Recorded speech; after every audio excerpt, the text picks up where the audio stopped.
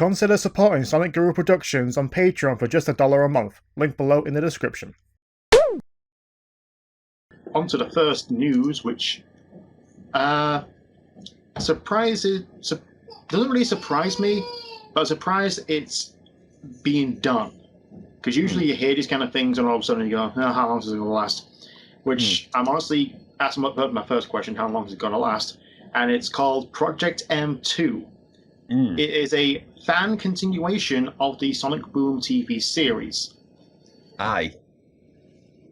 So, a bunch of fans have gotten together to resurrect Sonic Boom as a YouTube series called Project M2.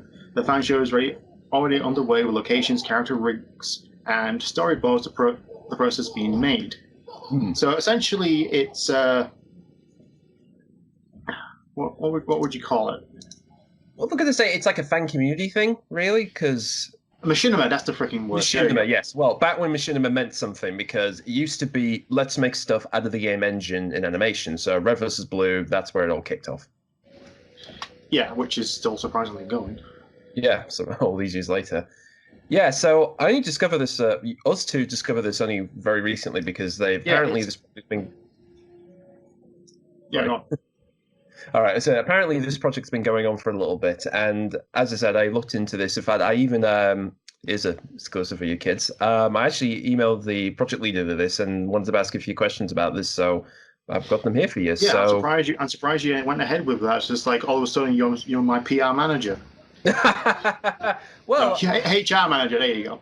Yeah, well, you try what you can. I mean, the worst they can do is say no or don't come back to you. I mean, that's the worst you can do, really. Yeah, I'm surprised that jump cut. Yes, cuts. When I actually made the fan version of Did You Know Gaming with Jack and Daxter before they made their own Jack and Daxter, I actually reached out to Jason Rubin and Andy Gavin and asked them questions regarding Crash Bandicoot and Jack and Daxter, and he actually did get back to me. Yeah, nice. So I actually have some real from the source information regarding Jack and Daxter. Yeah. Just curious, was this email or was it through Twitter or something like that? Jason was through email because I think he was still with THQ at the time. Right. And Gavin was on his personal site. Ah, okay. Because he has his own Yeah, here's his own website, yeah. I mean, again, I've actually contacted Jason through Twitter because apparently the original statue they used for Crash for E3 back in '96 apparently existed somewhere, and I asked him, "Hey, is this the right thing?" And he's like, "Yeah, maybe, I think so." Yeah, I kind of got him off surprise. Yeah. Anyway, that's the mini interview with Project M2. Yeah. So anyway, I asked the guy. So I asked him just 3 questions overall. So the first one is, why is it called Project M2? And his answer was, we originally came up with the title to make 4 episodes of the series. Official name more of a surprise. So it's still a bit of a thing. So we could announce it later. It now acts as the title for a whole reboot. So it will mean something later on. So we're yet to figure that out. All right. Second one that this question I asked him was in terms of what they've done so far, because I was curious whether or not they have actually purposely built the characters or ripped them from the games, and apparently it's kind of a half and half. But I asked him in terms of the character rigs, are they hoping to achieve animation-wise similar to the TV series? And he says definitely and hopefully better. Most of the original show's first series suffered from a lack of expressive face, so we're hoping to match Series 2's animation quality. Yeah, Series 2... Well, Season 2, if you're going to be American about it. If you want to be American. It's a different animation studio, so they captured it was the same. No, it was the same. It was a Weta Productions that eventually turned into Technicolor Animation, so it was the same people, but they just rebranded it. I didn't know that, thank you. Yes, I have to know this is why there's animation. Yeah, well, that and I have to read the credits as well, so that's my main excuse. I know, and it was the same production company, the animation studio I didn't know about. The animation, especially in Tommy Fonda, the animations are instantly day and night. So that was a 50-50 rigging. I think it's a lot what people do. It's like they take the original ones and it's like add a bit more skeletal rig to it, more flow.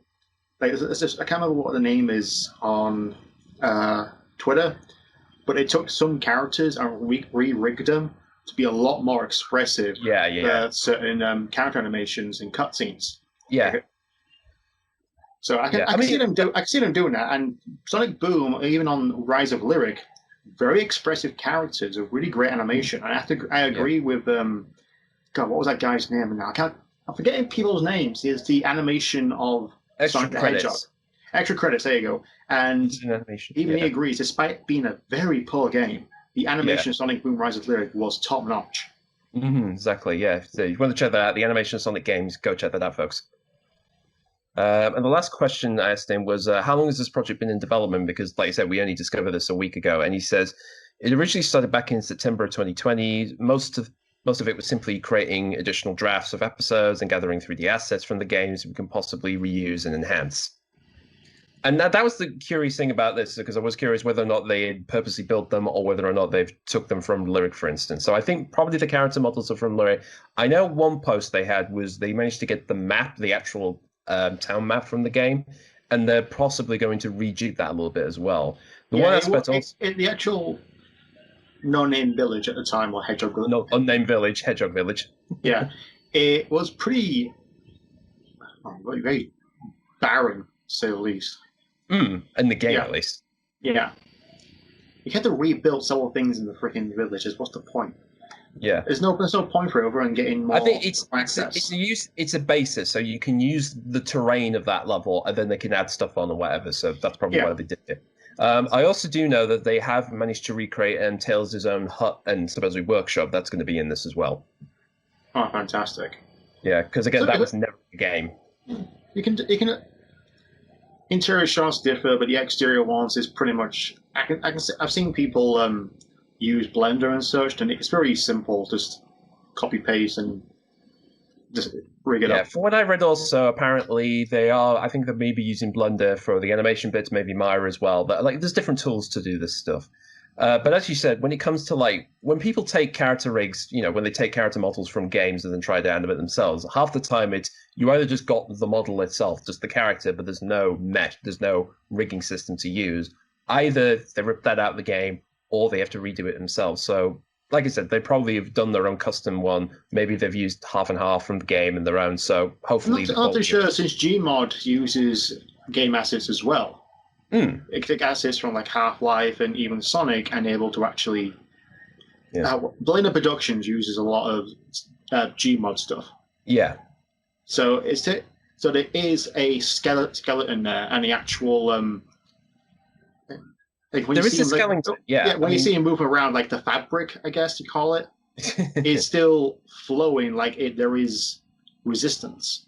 Yeah, I mean, some of them, it depends how there is. I mean, most characters will have a bone structure inside them. The rig is basically allows them how much flexibility they can within the model, so they can animate, for instance, the individual finger part, the very top end. That's that skeleton, and the mesh is the exterior. Oh, the exterior, yeah, sorry. Yeah, it's our skin, basically. Yeah, I mean, the better the rig, the better you can manipulate it and do little different things with animations, more subtlety or more extreme stuff. I mean, if you've seen Gmod stuff, I mean, the easy one to do is just fuck around with the model, I mean, remember the Idiot Box? I mean, that entire whole series was basically, look how stupid this is. That's bullshit. Hasn't done anything in a while. He hasn't done anything in a while, but then again, considering about 5 years with stuff we've done. Yeah. Yeah, I'm actually looking forward to this. I'm kind of hoping I can do a bit of writing here and there, because I swear to God, the actual original production crew stole our ideas. I still stand by that podcast. Well, I will say, I remember when I suggested they do an episode where they make robot duplicates of the team, but my idea was basically they all get rejected and then end up with Metal Sonic, who turns them into a Voltron style, and then that becomes the climax. They didn't do that in the end, but they did take one half of the idea. Yeah. I will say one thing I kind of want them to do, but I doubt they will, is make a movie of Rise of Lyric.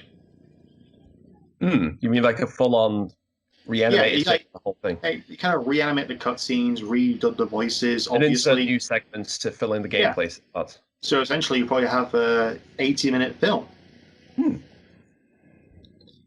Because and plus, you have to rewrite certain parts of it to make sense. Yeah, that's the thing with doing that sort of thing. Thinking of which, actually, I'm working. For those who's going to listen in, I am actually working on rewriting parts of Sonic Boom Rise of Lyric, so look forward to that video. Okay, well, here we go. So yeah, but I'm looking forward to this. I really want to see what they do because we see many fan projects like fan games always come to fruition. Always do, even if it's If we say one thing about the Sonic community, and many times we talk about the bad stuff, we will say that there's a lot of creative people out there who are done from fan games, animations, artwork, and stuff. And the thing I love about this in particular is, and I've banged on for ages, that what annoyed me the most, particularly when Boom ended, TV Boom at least, there was really this silence from a lot of people. Like, no one wanted to talk about it. No one really raised up why it got cancelled, what were the issues, and whatever. And that really drove me nuts for ages. But then subsequently afterwards, there has been this sort of new appreciation of it through not only, of course, there's the memes, there's the segments out of context, stuff like that, because it's funny in general. But then people have been allowed to rewatch it. There's been the DVD releases on your end. It's now on my end through Sky. So people are able to watch it again.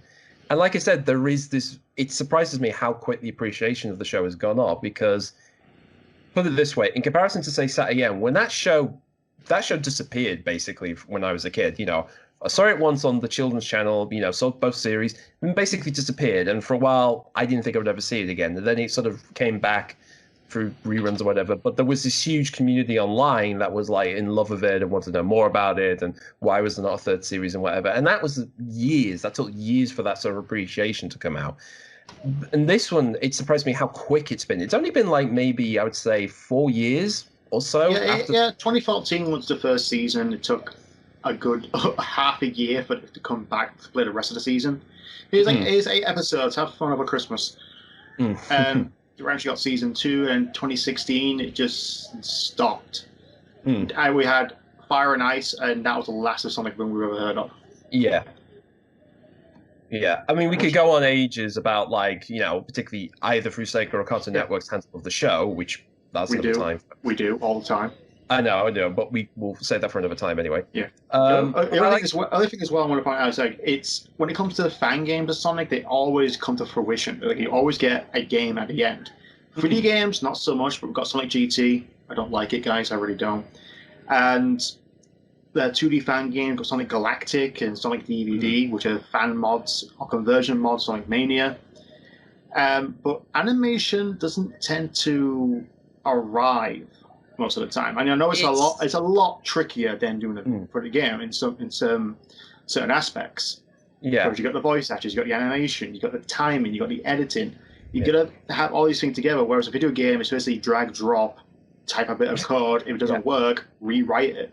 Or just it depends particularly how big the project is. I mean, if you're doing it solo and you're doing the bare bases, that's one thing, and then you get more people to come in to do the art assets and visuals and whatever. And the same with animation. You try and do the basis, get what's it about, what the setup is, and then get people in, voicing, writing, art style, animation, all that stuff. And it's a team effort, those sort of things. And particularly when it comes to collaborative animations, we've seen from the Sonic Paradox series, we've seen from Red vs. Blue. I mean, the amount of people using that is to get people to do both in-game stuff and then specially done mocap or animation segments for that. It takes a lot of people to do it. The only thing I'm going to bring up, though, is remember when Misadventures was a thing? I think so. It's a while back. It was going to be kind of the same thing. It was going to be a CG animated, or at least machinima animated Sonic series. It wasn't to be like a Sonic Shorts or Sonic Paradox kind of thing, but with more Sonic Boom kind of comedy. Just disappeared. Just completely disappeared. Yeah. So that's what I'm worried about, because Sonic animation doesn't always come to be. No. I will say all the fans out there, check this out. They've got a Patreon ready, and the guy who's doing the trailer, he sounds pretty fucking close to Roger Craig Smith.